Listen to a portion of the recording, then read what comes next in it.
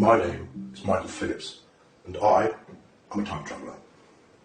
I was born in 2043. At the age of 18, I joined the army, had a few years there, and then I was recruited into the SAS, the 21st SAS Regiment to be exact. We carried out a number of missions in countries that I'm not allowed to name because I've signed the Official Secrets Act. And from there, I was contacted by a government department that called themselves Section 18. They told me they were a reconnaissance unit. However, it turned out to be something quite different. So I was then transferred to MOD Boston Down, and there they took me into a hangar, and in that hangar I saw this 8-foot sized spheroid object. I was then briefed on what this object actually was. Turns out it was a time machine.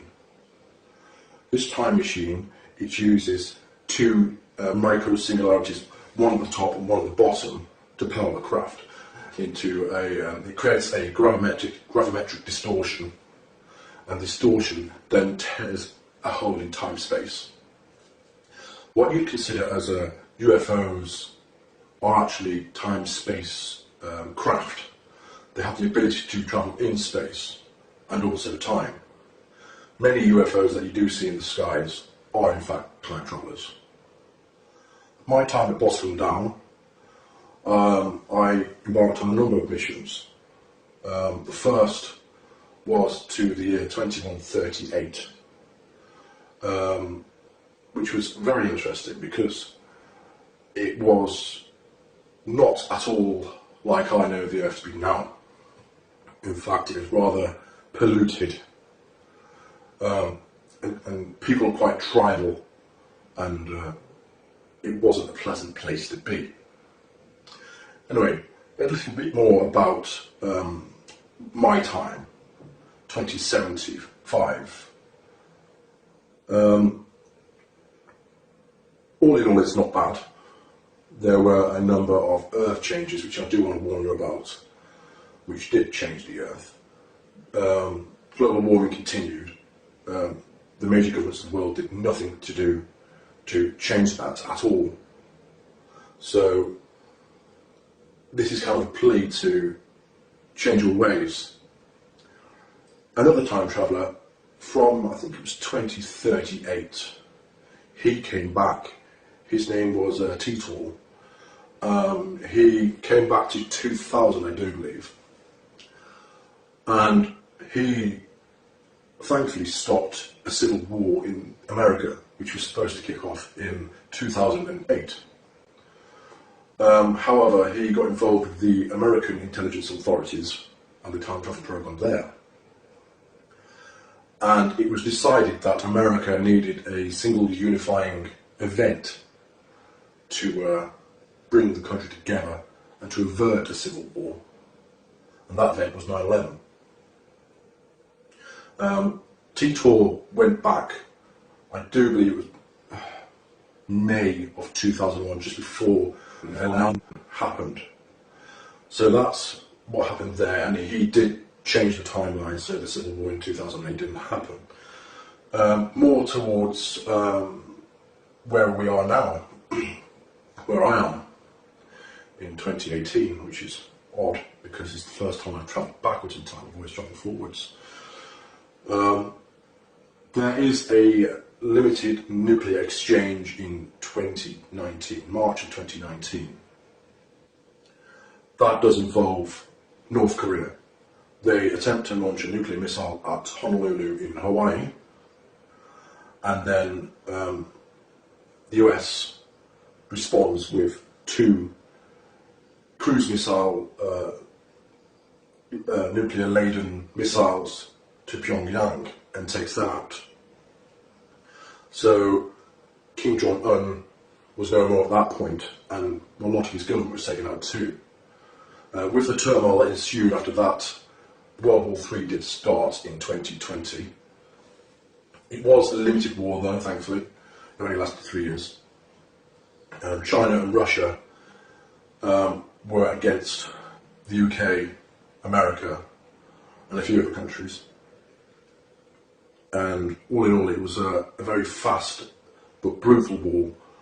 Countless millions were killed. Nuclear weapons were used in a very limited capacity. Very limited, thankfully. Just battleground nuclear weapons. What else can I tell you? Oh yes, 2022, California, LA to be exact, is hit by what they term the big one. There was a very, very massive 10.2 magnitude earthquake there, which completely decimated the city. It actually cracked the fault line straight across California. As a result, California sits a good 10 feet lower than it used to. With rising sea levels, that did cause California and surrounding areas to be flooded and to no longer be habitable for people. People had to move out. What else can I tell you? Donald Trump, he clung to power for 2 terms, tried for 3. However, he was impeached, he was finally got rid of. Then you had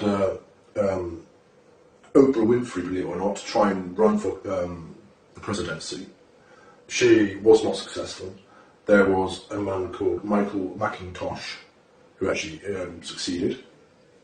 I'm not sure if he's a name that's about at the moment, but that was in the mid to late 2020s. On the plus side, in the mid 2020s, we did land on Mars. We had the first man on Mars, which was good. It wasn't by NASA at all, it was by SpaceX and Elon Musk. They sent a number of missions up there in the early 2020s to prepare for the amount of mission to Mars. By 2032, there was a lunar and Martian base. And towards when I was born in 2043, we were beginning to make commercial efforts to reach out to the solar system, to mine the asteroids and the moons of Jupiter for resources. So there are quite a lot of trillionaires in my time who own their own space stations, and they are very powerful people. You don't want to cross them. So a little bit more about the time travel project itself. As you can imagine, in my time, when I was born in 2043, up until I joined the program in 2075, there was a lot of money about. Trillions upon trillions upon trillions. I couldn't even guess how much money in the world or the solar system. So endeavours such as time travel were more and more possible. I have travelled numerous times in the future, and I'll tell you about one time now. I stepped into the craft, which is an 8-foot wide sphere. It uses 2 dual positive singularities, one at the top, one at the bottom, like I've said before, and it creates a distortion in the time-space via gravimetric forces. It is, how can I say, it utilises the singularities and forces the energy inwards for the time travel aspect. If you want to travel in space, you create a gravimetric wave outside of the sphere itself, and you can ride on that wave and get to a location in space very, very quickly. In terms of one of the times I went forward in time, let me just try and pick an interesting one. Yes, I went to the 2432, and the world, thankfully, was a lot different again, but it was different in a positive aspect. The atmosphere and pollution, that was all cleaned up, thank God. It was very nice actually, it was very green, there was lots of flowers everywhere. Everyone appeared to speak English, However, I'm not sure if that was them speaking English or they had some kind of implant where they could understand English or speak in their language and you understood their language or what. Buildings were exceptionally tall. They were just huge glass towers. There were numerous cars which were flying and travelling in what I assume were highways in the sky.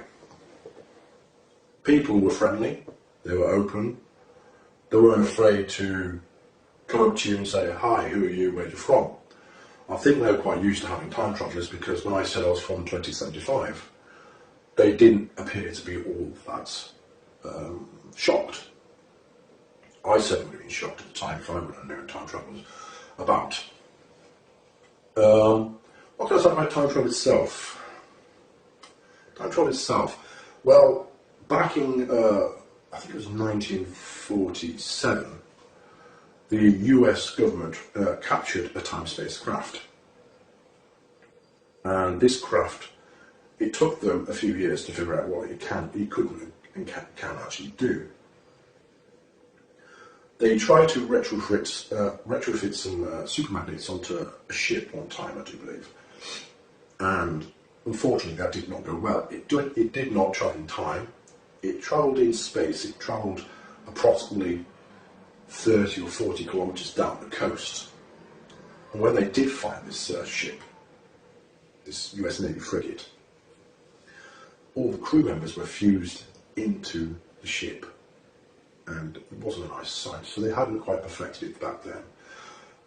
Officially, time travel was invented and perfected in 1975.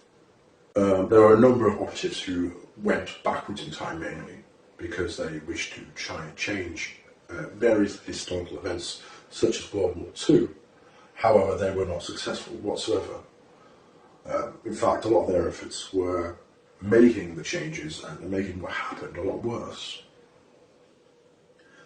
So if you've got any questions about what I've seen in the future, I think that you'd be more interested in that. I'd be more than happy to do another video and say, right, this is what's happened. Thank you.